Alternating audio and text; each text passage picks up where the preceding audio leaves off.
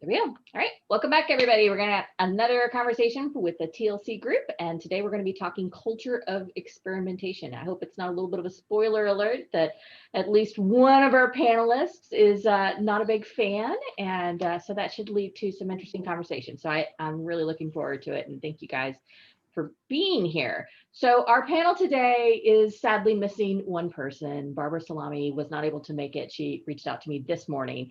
But for the rest of you, most of you have been here before. I have two folks on the panel that have not been here before, and I want to do something a little bit different since we have four of you. I want to start with left to right on the screen and have each of you just introduce yourself and tell us what you do with experimentation, just like 30 seconds. And Casandra, if you'll get us started. Cool. So I lead the experimentation and analysis team at Shopify. We drive a lot of experimentation ourselves, but we also act as a center of excellence and really kind of work to enable a lot of different teams, particularly our growth team, to be more data-driven, help them kind of answer questions and learn things with as much rigor as possible. Awesome. Thank you. Next up. That's you. Hello. Hello. Oh, sorry. I have my teleprompter is mirrored, so you went left or right. So you're in the opposite direction. Hello. Well, I'm not reading this off a teleprompter, but just my screen, so I can actually look at you guys. So what I do is podcasting, basically, right now, and I do a lot of experiments with finding a job in CRO right now. That's mainly what I'm doing. So hopefully a lot of you recognize this tune. If you don't, shame on you. Go to the CRO.cafe podcast website and follow that one. Now, my background is in psychology. And with the podcast, I try to spread a culture of experimentation and validation. So that's what I'm trying to do. So that's especially why I like this topic, of course. And with my background in psychology, I usually try to figure out where people are getting stuck and why they are getting stuck, and trying to fix that and help clients do so. Thank you very much. Ben? Hey everybody, Ben Labay here. I run experimentation and research programs with CXL, the agency. And so I'm constantly working with different clients on building experimentation programs, advancing experimentation programs, and all of the like, and different verticals and all over the place. My background is in research science. I come from a sort of academic area, academic field. I was about 10 years doing research science for university, and so my geek out area definitely is in the research realm. And so I do a lot of work, especially on how we use data, how effective experimentation cultures, for example, use and translate and communicate data specifically, and what that means, how not to get into data traps and stuff like that. Excellent. Thank you. And Ben has a podcast too. I do. It's not a podcast. It's a budding Vlog. YouTube channel for now. Yeah, it's called Testing Insights. You can discover it on YouTube. It's a very surgical, short format, like 15-minute, question-focused interview. It's my excuse to have conversations with smart people doing smart things with experimentation. I have no idea what that's like. It's fantastic. I just interviewed Casandra this week, actually. So yeah, there's a lot of connections going on here, because our last panelist, if you'd like to introduce yourself. Hello, my name is Manuel Da Costa. I'm the founder of Effective Experiments. I also have a podcast. I think, well, it's not been updated in a while. So I ran a podcast called Conversionations, which Guido was on, Val was on for quite a bit as well, from SDI. And so, but yeah, I run Effective Experiments, a platform that apparently is helping companies establish a culture of experimentation, I think. Apparently. But we'll come to that. There's a lot to talk about. So, but yeah, that's what I do. I've been in CRO since 2012. Before that, in digital marketing. I've been on the consulting side and the product side now, mainly focusing on change management now rather than tests. And I'll hopefully have a lot to share about that on this call. Awesome. So obviously we've got a fantastic panel with a lot of skills, a lot of different perspectives, which is why I wanted them all on the same call. But one of the things that I do want to make sure each of you do, if you haven't already done so, if you'll put links to your individual content, make sure that I get them, and I'll summarize them all in the email after the fact, where I send the link to this recording. I will also send links to everyone's sites and podcasts and content, because it's really great stuff, and I want the TLC to be able to find it quickly and easily. So thank you guys for being here. And I wanted to get started by talking about, like, what do we mean by culture, and specifically experimentation culture, because obviously we have different ideas about it. And I'm not asking here about whether it's good or bad or what right looks like or anything. Just what do we mean? What are we talking about when we talk about experimentation culture? Anybody want to start us off? I think the idea over here that in the general, in our circles, in the conversion optimization circles, there's this story or narrative that experimentation culture is one where everyone's, excited and enthusiastic about testing in all parts of the business, and kind of sitting around the campfire singing Kumbaya and sharing ideas, and everyone's kind of waking up with new ideas every day. And that's kind of what's been the narrative on a lot of places. I think it's been pushed out there that conversion optimizers are sharing ideas, and the ideas are coming, experiments are coming from all parts of the organization, and every decision made is based on an experiment. I think that's the ideal state. Whether that is, we've come to that, but yeah, I think that's what I think it is. Yeah, I separate the word, that phrase experimentation culture into the two words. So there's experimentation, which is a derivative of, science, finding truth through observation. And so it's all like the processes and guardrails and frameworks and stuff like that of like finding truth through observation. And then culture, recently, I've been geeking out on this and trying to, like, what creates effective teams, right? And clarity of purpose and a clarity of the path to get there. And so when you think about like the core components, it's, goal trees and revenues, staying close to finance. That's like the purpose stuff of programs. And then the clarity of the path to get there. So it's like building the framework to where everyone feels safe and trusts the system. So like trustworthy system, you're safe to be vulnerable of like, hey, let's test this crazy idea, that kind of thing. But people and teams are most motivated with clarity of purpose and clarity of the path to get there. So with like, I kind of break apart those two, the two words there. Guido, you want to share? Well, it's hard to not dive into the pros and cons, of course, but I think I found a nice, not the definition, but a definition of culture from a paper from Robbins and Stiliano, who I don't know, from 2002, which is a shared set of values that influence societal or something within the company, perceptions, attitudes, preferences, and responses. Academic. Like very academic. You're welcome. Anyone else want to add to it? I would say that I'll jump in here as well. Like, I've geeked out on LinkedIn a little bit with a frequent guest of TLC, Chad Sanderson, and Yeah. We've kind of gone back and forth around the notion of if a culture can be determined from a top-down perspective versus a bottom-up perspective. This may be going into some other questions of yours, Kelly, but in a definition of culture, Chad at least put it is that it has to come top-down, and I think that's probably related to like establishing the purpose.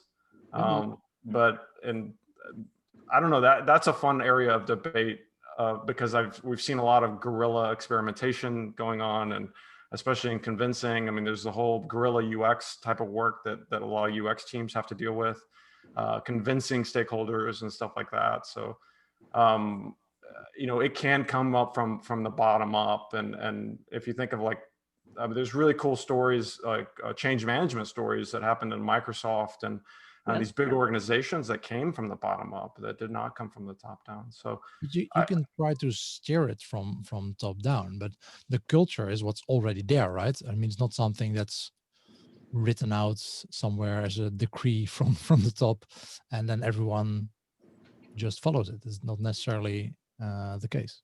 So can culture be a thing if you don't have the vision at the top? Because I think what you're saying, Ben, is that you can build it from the bottom up. Yeah, I mean, you have a culture either way. Yep. Yeah, but an experimentation culture, like in my opinion, that bottom up approach, it's really hard to achieve. You're almost going against the tide, and there are two reasons for that. One, you have to think of what culture if you're trying to change a culture, what do you have to do? You have to do organizational change management. That is a job role in itself, right? That's not something that you can do on a part-time basis, and you can be like an optimizer and also a change manager at the same time. You're doing two jobs. You can't do both of those absolutely well. What people confuse as creating that culture, as I said, quite often you'll hear about stories of, oh, we make things, we share things, and we get people excited. But ultimately, what I've been digging deeper into this, and I kind of been seeing the underlayer of the LinkedIn stories that get shared sometimes, and it's like the social media version is, hey, look at all these amazing things we're doing, and then the understory is like, actually, you've only been sharing stuff in your silo, and you've shared stuff for a little while, but it doesn't actually get adopted or looked at beyond that point, right? And for me, I think for a bottom-up approach to happen, there has to be that initiative from top down. The organization has to clearly articulate why.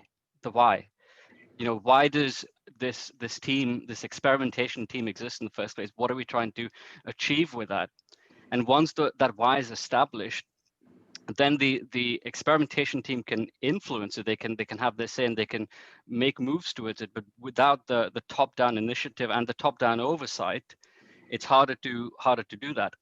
My second point is, sorry, the second point, which I said, was it's a full-time job. It's not something an optimization team can do. It's a different skill set, and it is a job role in itself. Optimizers, as much as we love to see ourselves as heroes kind of changing organizations, we're ultimately technicians. We are skilled at data analysis. We're skilled at, I say we, I mean you guys, not me, but I used to be that. But skilled at data analysis. We're skilled at building tests, coming up with test ideas, and executing and analyzing what that test actually means. Change management is a completely different skill, and influencing stakeholders, especially when you're in a silo like CRO is, or can be, it's hard work. Yeah, it's hard work. It sounds like you're saying that there are two components to experimentation culture. One is the why, or the vision, and that comes from the top. And the other is the how.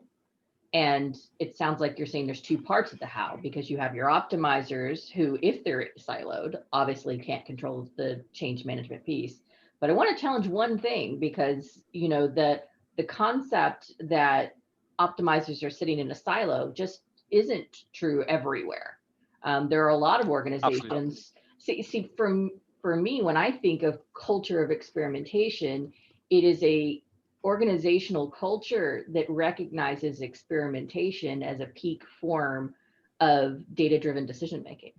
This is our evidence. So a culture of experimentation isn't about the experimenters. It isn't about the optimizers. It's about the organization expecting an experiment to find better experiences or validate ideas. However many experimenters there are. I would challenge that too, Manuel, around the definition of we're talking the difference between optimizing and experimenting. And optimization is about margins and process, right? We're optimizing, right? Tweaking the dials and knobs. Experimentation is around, rapid decision support and maximum learning. And you can focus the practice of experimentation to the goal of change management. You can change a digital experience in a way where you're not looking to get top line metric growth or anything, but you're looking to potentially get data to support the reduction of a headcount of your sales team, or to support the efficiency of the marketing organization. These are the broad strategic things that can start and be focused from your experimentation team. So maybe just not necessarily a challenge, but a delineation of the difference between an optimizer versus an experimentation. Those words. I agree. I agree with what you say over there. So yeah, that's I'm in agreement over there. I think Guido had a question that he wanted to ask, right? Yeah. So my question would be, to you, Manuel, do you feel, so you say there's some level of top-down influence necessary here?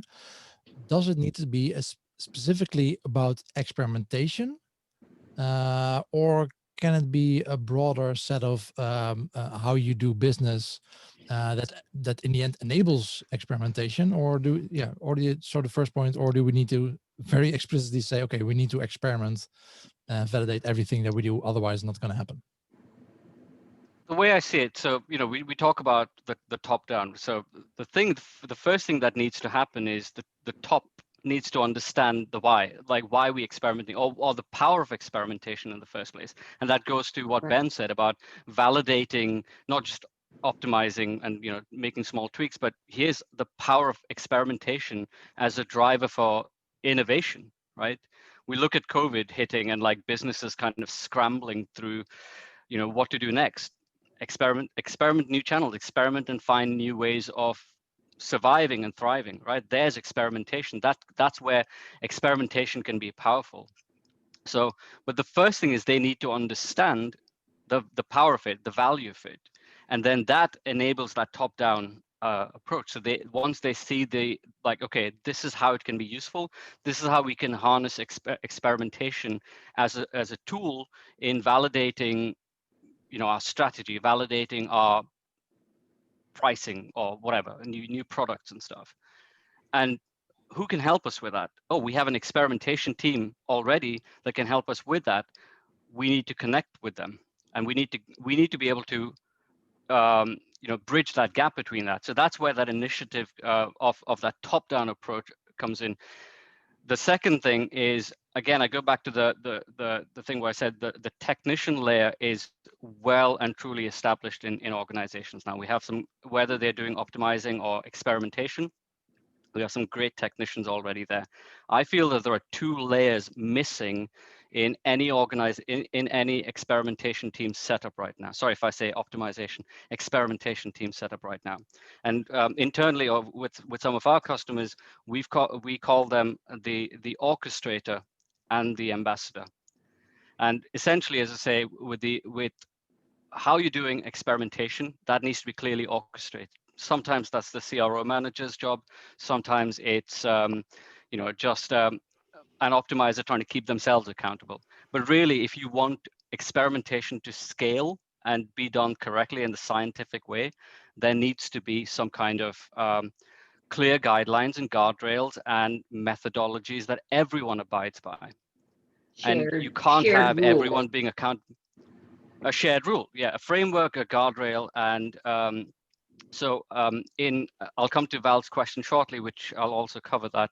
But really, it's having someone, not necessarily an authority, but someone with a good organizational skill. We talk about different skill sets over here. Someone with a much better organizational skill, that they can keep everyone organized and meticulously monitor and report back to the person in authority that everyone is following the shared rule. That's one step. And then the ambassador is that connection, that glue between the C-level and the top level. That's constantly finding out what are the key things that people would want to know in the C-level. What kind of answers are they looking for? What kind of insights would help them, right? And then feeding it back on a constant level, not feeding back, here's all the tests we've run, here's all the experiments we've run, and here's some results from it. No one cares about that stuff. Everyone cares about what's in it for me, right? I was talking to someone recently, and they said, we have lots of enthusiasm about experimentation in our organization. And I was like, okay, great, tell me more. Yeah, every month we send out this report that shows all the experiments we run, KPIs, stats, and everything. And I asked them a simple question after that. I said, and do you know if it gets read? If you're sending that email, do you know if it gets read? And yeah, there was silence. And that's my point. When we talk about culture of experimentation on social media, it's all about this. We're sharing stuff, we're making stuff visible. But do you know the inverse? Do you know if it's actually getting read? Do you know if it's actually getting digested? And more importantly, do you know if you're getting any response from that? That to me is culture of experimentation. Like you're slowly getting that experimentation mindset, that vulnerability, as Ben put it, that we're okay failing. This is how we're doing stuff. And it's not a passive approach. And for that, the orchestrate and ambassador roles are really important. Now, going back to what Val asked was, are those roles different people? Now, right now in organizations, no one's people initially started out with generic roles like an experimentation specialist that could do everything. And then slowly we kind of diversify those roles. Now there's an analyst, there's a researcher, there is a test dev. A few go back 6-7 years ago, there was the expectation that one person could do all of that. Or go to a smaller organization. Exactly, and now it's diversified. So initially, I would see something like this happening in organizations where one person might take on the role, not just change their role completely, but they might want to do it a little by little. So they might be an orchestrator for a day, a month, or a day a week to keep everyone accountable. And the ambassador would just add that onto their job spec. The CRO manager could, there could be different ways of doing this, but I would see something like that becoming much more specialized in the future. Change management is not an easy task. For sure. Sorry, I've been talking for quite a long time. It's okay. It means we're excited about the topic. Kevin has a question on the TLC calls channel. What are the signs or values that are a sign of having a culture of experimentation? So, what does it look like? So we know it's kind of like that Supreme Court decision in the United States. We know what it is when we see it. What is it? Like, what is it when you don't see it? What does it look like if you don't have a culture of experimentation? Yeah, the first thing that came to my mind was just count the number of people that are pissed off, are angry at you when you just try to implement something without validation. Everyone's okay with it. Everyone just runs with it. You probably don't have it. So if you actually had a metric that could define culture of experimentation, it might be the percentage of changes that go live without testing. And the smaller that percentage is, the better your culture of experimentation. Not necessarily healthy, but it's a metric that definitely points in that direction. Yeah, I would. Oh, go ahead, Casandra. I've talked too much. Go ahead. No, I haven't talked too much. You go. I would say that one immediate red flag is when people are really emotionally attached to like the outcomes of the things that they're doing. So when you see people who, you come in and say, hey, I noticed some things, this might not be taking this into account, or I think there's some bias here, or I can help you maybe get some more accurate understanding of the situation. And people really don't want that, because that's such a gift, right? Like, oh, I'm gonna get a better understanding of the truth. I'm gonna build a more reliable forecast of what my team can accomplish this year. I'm not gonna overestimate it and then put ourselves in a bad position. And I'm gonna, get the insights that are gonna help me actually, work towards a better outcome. When people are really resistant to that, I think that's like a real red flag. That's a great red flag. Yeah, I was gonna add, and I think that's great, like the emotional metric. I don't know how to measure that, but that's really good. And underneath that, though, one of my favorite metrics for a program is what I call an agility metric. And that's the time it takes for when you have the data, how quickly you make a decision with it. So again, back to data traps, like getting the data, getting the test result is like less than half the battle. Implementing, making a decision and then sharing the results of that impact to the different teams, that's where you get innovation. That's where you get ideas and engagement. And so this metric of agility, it's like, okay, we have data. It can come from a test. It doesn't have to, it could come from user testing. It could come from all, experimentation, an A/B test, a split test is one way to collect data and measure. There are other ways to do so. So I sometimes in our I feel like we're getting echo chambers of like we all, we have this hammer of like experimentation and we have one definition of it, but there are many other definitions. And in the end, the principle is, using observation to find truth, right? That's science, right? That's for 400 years or whatever. It's been our main tool for our culture. So yeah, agility is a fun metric. I think it's underneath, Casandra, your point. I think that emotion is even at a higher principle level.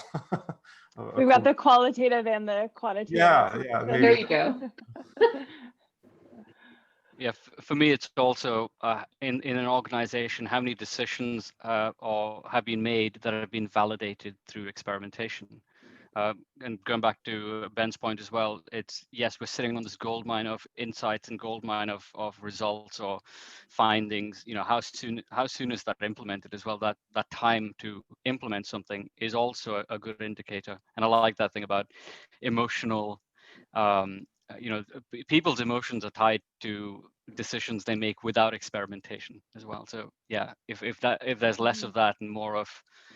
But we're dealing with people, so there will always be emotions and always be politics, and that's the harder part. But yeah, I think it's often a good sign when people just say, "I don't know," and are honest about that, instead of just on the spot thinking of a reason why customers do X, Y, Z, what would work better. Just say you don't know. I mean, I like to sometimes say, sometimes we've started doing like quizzes, like guess the result, which is really fun to show that this is why we test. You often guess wrong. And so I'll like to say, hey, I really, this is my hypothesis. I thought this one was going to win, and see what everyone else thinks. Yeah. And then show like, hey, I was wrong. This one was way worse, because like that's what happens. We wouldn't need to test if we really knew. And that's why we test. So Can I add something over here? So everyone in this room right now, in the Zoom room, is, our appetite for risk is fairly good. We kind of celebrate it, right? We're like, oh, we failed, haha, amazing. We learned something new. What I find is the further up you go, that appetite for risk isn't there. Like, management school kind of teaching is like, you never fail. You kind of get it right. And I think that's where we need to start really making that change, where it's, this is how we learn through experimentation, and this is how we can make better changes through experimentation. That's the real change management, is changing those hearts and minds at the top about and increasing the appetite for risk, if anything. Yeah, and I think something that sometimes helps with that is like flipping the narrative. Like, what would have happened if we didn't test it and we just rolled it out? Like, that would have been a much bigger failure. But sometimes people don't consider the counterfactual there, and they just sort of think, oh, we tried it and it didn't work. Well, the alternative is you might have just done it and not really known that. But Manuel, I think it's also the perception of risk, right? I think Stephen Pavlovich also said that actually a CRO is risk management. 100%. Risk mitigation. Absolutely. Yeah, exactly. So it's the way how you perceive that risk. Is experimentation, is that risky? I don't think so, but other people higher up in organizations might think so, and so it's more about the perception that people have about that risk. And we as CRO people usually think it's way less risky, and it's a way better way to improve your business in a less risky way than just changing random things. And I think it's I was gonna say, I think it's way riskier to just completely redesign your website and not validate like any of those decisions. I would add that risk management is like the primary it 100%, on what you said there. And this has tactical implications. The way that you statistically analyze your tests, if you think about risk management as the primary goal, you're not looking for superiority of testing. You're looking for non-inferiority. The statistics, the way that you run your tests completely change if that's the bread and butter of what you're trying to do, which is risk management, which we all can all of our heads nodded oh yeah, risk management. But in the end, we're still running our A/B tests and analyzing our A/B tests in a superiority type of angle with statistics and everything around superiority. So this is an interesting note. The whole industry uses stats on a superiority standpoint, where we're really talking about risk management, which is a totally different type of stats. And so that's a little bit of my soapbox there. But yeah, no, that's interesting you say it. So the way I look at experimentation is how developers kind of look at QA sometimes, right? You develop something, and QA is that check that you actually, when you put something out, it's not going to break the system and completely topple everything over. And developers in here, they'd be like, oh yeah, this is like feature flagging. This is this is just UA. Yeah. No. Yeah. But if you go back to how like vendors sell experimentation tools or experimentation as a principle, now you see why the industry is skewed in that way, right? It's because, hey, we can essentially print money through experimentation, We or A/B testing. Mm-hmm. Or A/B testing, if you take it down even further. And it's trying to communicate that value, that it's actually a risk mitigation tactic, that they would be able to, those decisions that they're going to make going into a new market. Could you validate that? Pep's been running a good experiment with a depth to something, hasn't he, Ben? Do you want to? So yeah, there's a good example of that. Yeah, and what that's interesting, because in the psychology, and Guido, I would ask you, in psychology, you have a vitamin and you have an aspirin, right? Risk mitigation versus like a bunch of a huge win, right? In theory, the aspirin is supposed to be the thing that's easier to sell, but in this case, you're right. Vendors and even agencies are motivated to look at the upside and look at all the dollars that you can get and everything like this, and not that boring, non-sexy like risk mitigation, feature flag stuff over here. But I'll tell you, sorry, I just want to talk about that one thing, but that's a dangerous precedent it sets in an organization, because I remember on one of the roundtables that I organized, someone actually mentioned that, no names by the way, but in their organization, they're responsible for retention. But retention to me is like a sum of all the activities that happen throughout the course of the customer's lifetime. But they're responsible for the experiments that they run. They have to have a dollar value tied to it. Any idea that goes out has to have a dollar value tied to it. No experiment can be about learning. If it's just about learning and not about revenue, it doesn't get prioritized. And I find that really weird. And that's still happening. So, and they can't do anything about it because that's coming from top down. So they're just like, okay, we just have to run whatever. Right.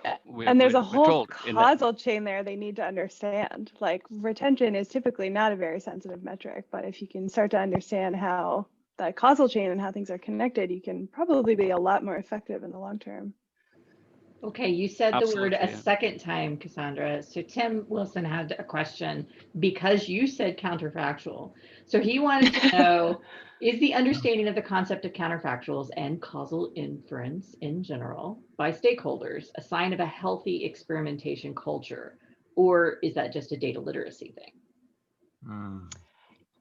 I think it's a data literacy thing. I think a lot of this stuff, the intuition of statistics, I think when you have it feels obvious, but like before you have it like is super not obvious. I think it's not something that most people have to start with, and it's a great thing to teach. And whether you're running experiments or not, I think it's just a really valuable to really start to understand, what is the causal chain, user intent, how you understand some of those pitfalls. But I think you just have to be open to wanting to learn things and wanting to discover the truth and validate things. And hopefully you have people that you work with that can help you, I don't think you need to necessarily understand all of the technical components to have an experimentation culture. I think it'd be great, but I don't think it's a requirement.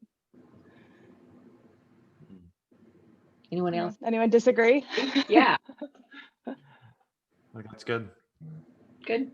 Okay, let's talk about the impact of culture. And I want to remind you guys that I want to close with the last 10 or 15 minutes. I'd like us to go with a round robin, and it can be a hot take, a tip, a trick, whatever, related to experimentation. And we'll go around a couple of times because that's always a great way to close us out. But before we get there, can we talk just for a second about why culture matters? So we talked about what it was, we talked about the component parts of it, but why does it matter? What does having a bad culture have an influence, and what does a good culture enable? I would say good culture is just a better place to work. Just more fun. Like Instead of banging your head against the wall constantly trying to get buy-in. Again, circling back to in the beginning, the definition of experimentation culture: clarity of purpose and clarity of path to get there. When the whole team is aligned on that, it's just more fun. There's more motivation. So motivation, I think, would be the answer in my mind on that. Especially when we're talking about the culture of experimentation, it's actually a safer space for you to work on and to present your ideas, because you're not necessarily it's more about the execution and being open to things, and not necessarily if your random idea worked or not. It can happen to anyone that whatever you work on doesn't work, but then in a good culture, a safe culture, that's fine. Right. Even encouraged and welcomed. Yeah, absolutely. Like I think a good culture is where there's that openness of kind of saying that an idea will work or not work. You can put that out to the test and see whether that happens or not. And also the culture that encourages people to put themselves forward without any ego, without any worry in mind. And as the others have already said, it's a much better place to work. And the absence of that is exactly the opposite. It's when people are kind of running on this hamster wheel and running tests for the sake of it to kind of tick a box, and not really challenging the status quo or harnessing experimentation to its real potential. Yeah, in the end, it should be more fun, right? Because you're accomplishing more, because you only put out the proven stuff that actually works. And hopefully that gives more satisfaction than just continuously trying to put out stuff doesn't actually move the needle. I know she's not technically a panelist, but Val, would you take yourself off mute and share the point you just made? Because I think it's really important. She's like, sorry, I feel like I got caught by the teacher. No, I was just thinking about what you said, Ben, and others had built on that. Like, if you have to create the need for your good work and tell people like, trust me, you have this question, and then all of your work is answering it, it's less fun because you feel like you're answering your own questions versus it coming up organically from your stakeholders and partners. And when I read those words, my thought was, and you have two jobs, but you're only being paid for one, right? So yeah, I like that. Casandra, anything to add? I think just conversely, a kind of crappy culture is when someone's got a hypothesis and something they want to try, and then you've got people that are just debating them and are like, well, that's not going to work. Like I did this at my other company, and like, I think it's important to have a program that prioritizes the right things, values hypotheses that are well informed, but like to just go in and sort of debate and attack someone, like we'll see, like we'll find out. You might be right, they might be right. Either way, it's great. We're going to find out. There's no need for that. Ben, were you going to say something? I cut you off. Yeah, I was just going to add, like, there's probably a lot of like consultants here, and maybe from agency perspectives, we start off with a disadvantage in relationships and cultures, because a lot of times we're hired to be a solution, not a process. And the best engagements that I see, and again, we get a lot of like, there's a lot of A/B testing going on here. The best engagements that I see are ones where we're working with the client that is a true partnership, and they hire us to be a process rather than a solution. And you see those. I mean, it's just more enjoyable to work in those types of environments. And yeah. Absolutely. All right, let's kick off the round table, round robin, whatever. Tips, tricks, hot takes. I'll start from left to right on the screen, which means Casandra, you go first. Well, I think most of us in experimentation and CRO, we spend a lot of time researching and developing hypotheses and testing, and culture is very hard to change, but it can be done. And I would say take the same approach, gather information, try things, collect feedback, understand what's working, understand what's not working, iterate. I think culture development and improvement can sort of be thought of as iterative testing. And like that. Yeah. Try it, see what works. Mm-hmm. Yeah. Okay. Mine would be to form tiny teams, tiny meaning 2-person teams, and get them to optimize together. Ideally, people from the same level should be a manager, and should be equal teams. Maybe even better from different locations. Can be the same skill set, but you can also like combine a front-end developer and a designer, or whatever mix you have in your teams, and put them together for half a year. And then let them create optimizations, work on that together, and then switch teams after half a year so they get to know each other, and keep it small. Interesting. Keep it small. I would not have, I can see if there's several small teams, I can see the impact of that, but I wouldn't, you can be more agile if you're small. So I like that. Yeah, don't keep it with just this one small team. Several small teams all around. Yeah. Yes, I'm with exactly. you. Ben. Yeah, I mean, this is like little tips and tricks, right?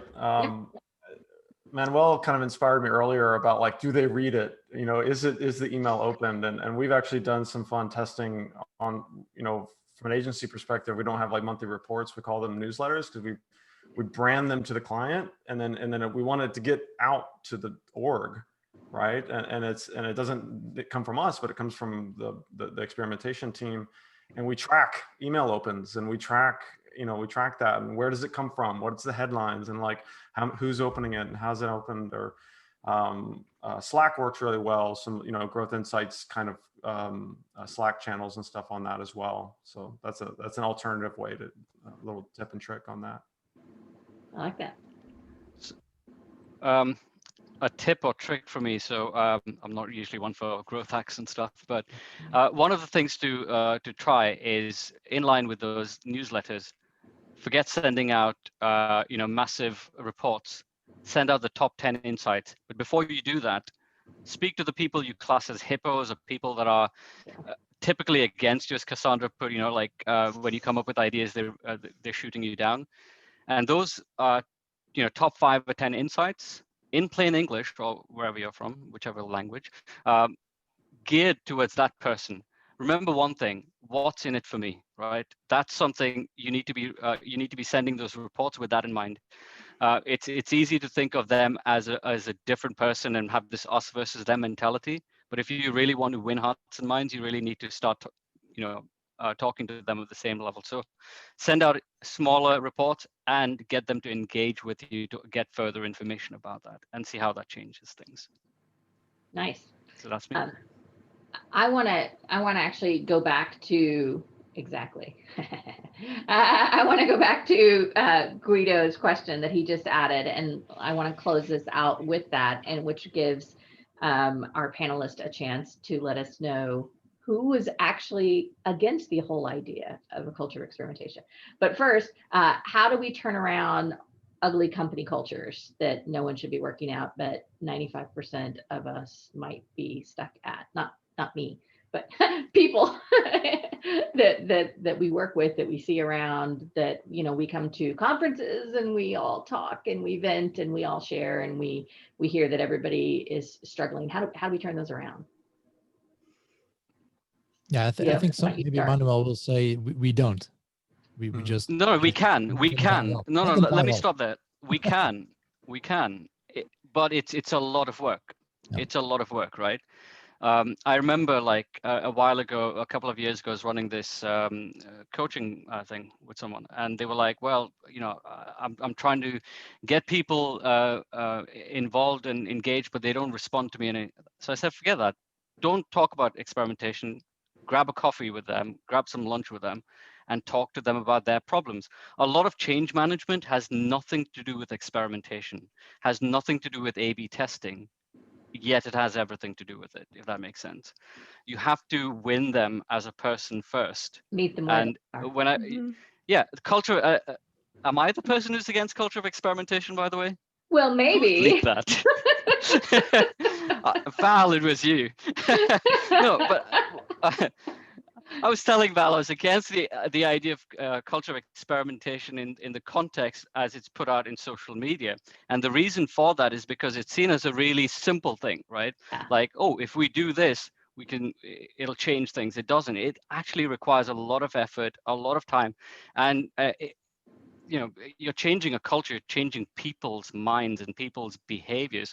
A really good book to read is a book called Switch. You know, it's a really good book on changing people's behaviors and attitudes towards a particular topic. So yeah, have a read through that. So yeah, I'm not against it, you know, but I am yeah. It was clickbait. Yeah. Thanks for being clickbait. To further your point about, you know, taking people for coffee, like I think that relationship is so important. And if you're the person who kind of owns your metric and you want to optimize it, then I think it's easy for you to, at least in your area, start just like showing the impact and the benefit of experimentation through your own work. But if you're in a situation where you need to say, go to the person who is responsible for the impact of paid media or email marketing or whatever the case may be, and get them to work with you, you know, remember that your success is tied to their success, and you really have to prioritize their success in order to be impactful. Like, you are there to help them look good ultimately, and that's through, you know, helping them improve and find inefficiencies, or you know, helping them reduce risk, like we've been talking about. But you know, you're not there to go in and sort of look smart and say, look at all these things I know that you don't know. You have to really think about it as a partnership, and I think that's how you can start to get momentum, at least at that grassroots level, and get people working with you, which I think is a requirement before you can really influence at the top. Yeah, who was saying this? Someone, definitely not my idea. Someone said we're not the zero. Maybe it was you, Manuel. We're not the Avengers. We're agents of S.H.I.E.L.D. That was Tim. We're not like superheroes. We're the cleanup crew, basically. Yeah. But that's absolutely it, right? As I said. Yeah, let them be the superhero. I don't know if anyone follows or knows the name Shane Parrish, Farnham Street blog, and one of his big things is, you know, there's extreme happiness and reward in elevating other people, and if you have that as your goal, then like you're just, everyone's happy around you. Yeah. So I have to say, we were in a conversation, how many years ago now? I mean, it could have been last week at this point, but it was at a conference. So I'm pretty sure it was a couple of years ago. And we were talking about, you know, the agency versus in-house and blah, blah, blah. But Rusty Raymer came up with a really great concept or idea that I think all of this aligns to, which is the idea that whether you're working with a consultancy or you're in-house, if you treat your experimentation team as an in-house agency. And the reason I bring this up, or consultancy, is because what you're describing, Manuel, when you're saying like, let's go for coffee and let's find out what your actual problems are. And like each of you said something along the lines of, let's understand, they're going to be the hero. We're going to lift you up, but you have to do that work. That stuff that's the work of the consultancy. Like, that's what we do. We do requirements gathering. We try to understand what the needs are and what the actual problems are, and then we help you figure out how to address it. And, boy, Val, you're just a superstar today, but, Val stood on the stage and said, don't just tell me the time. I don't need to know how the watch works. I think we fail when we spend all this time trying to explain why experimentation matters, instead, just like you're saying, of focusing on, what are your problems, and let's figure out how to solve them, whatever the right research method might be. To Ben's point, it's not always a split test. Kelly, Val has a really great tip in Slack that I have not done and I'm going to try, so we should read it. For those HIPPO tests, one thing that works for me in the past is to really put their test in the spotlight, name your test variation in your tool with their name. Oh my goodness. Marketing team controller, Mr. CMO challenger, and get people excited about voting for which one won, although she spelled it wrong, but it's okay. We'll let her get away with it. And in reports, put their name all over it, because either way, they'll have to learn how to bring data in to an opinion fight, or if their version 1, also spelled wrong, but I love you anyway, they'll be a champion. Just try to turn it into a no-lose situation. That's very fun. That's a dangerous game in my mind. That is, yeah. I was just going to say it is quite a dangerous game, because you are, politics, right? Yeah, I'm translating. It probably depends on the broader culture. Yeah, like, I'm translating if the broader culture would embrace that or not, which I think at Shopify people would find it fun. What I do that's very analogous is, we use prioritization frameworks. Everyone's got prioritization frameworks. There are scores, and we always put the score in the test name. So it's like, okay, you want to run this test? It's only a 6. Just so everyone's clear, it's a 6. Yeah. Like, are you sure you want to run this test? That's analogous that we do. Yeah. Yes. And we've done actually archive analysis to show the predictive value of our scoring system. So once you've got enough, then you can say, like, by the way, like, this score isn't like arbitrary. Like, it's a good indication of what might happen. Fallacy of averages there, though. It's dangerous as well. So. You missed as long as you're not prioritizing with like an input that completely overrides all the other inputs in the prioritization.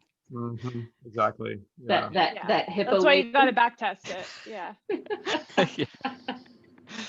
Awesome. Well, we have 3 minutes left. Does anybody have any final questions for our panelists? Again, I'm going to send out the recording along with the links to everybody's awesome content.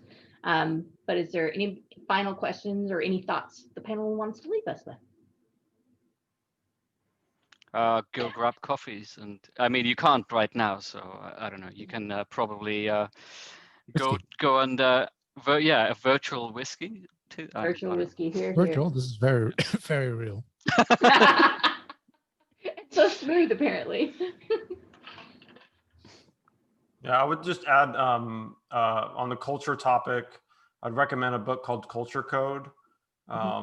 Really strong and really fun read. And then on the concept of putting experimentation in its place and putting data in its place, one of the most fantastic like non-CRO books I've read this year is one called Alchemy by Rory Sutherland. That really puts a wedge between the idea of like reality and perception. And that we test for reality in a lot of ways, but we should be really thinking about perception. So it relates to culture, because it all kind of boils back within the coffee conversations, the split tests, and what these data points represent. Sometimes it's reality and sometimes it's perception. And bridging the two is the cultural problem. It's the data problem. It's all related. So, yeah. And that that's a good one too. Culture Map. I love that book. Yes. Yep. It's so good. So good. Yeah. That's a really good one. Yeah, it's more about working across cultures. Who's not working across cultures though? Yeah. Well, if you're a freelancer. Well, no, I mean you think about customers or I mean it scales basically. Yeah. 100%. Yeah, there are a lot of fun examples in there too. Yeah. Yeah. Well, thanks so I'm- much. Go ahead, Cassandra. Go ahead. Oh, I was going to say my final tip is like go test improving your culture. Like just go try things and iterate and Make it don't better. worry if you don't hit a winner the first thing you try. Agreed. All right. Thank you, everybody. Everybody have a great weekend. Thanks, everyone. Thanks for having Bye. me. Thanks. Bye. Thanks. Bye-bye.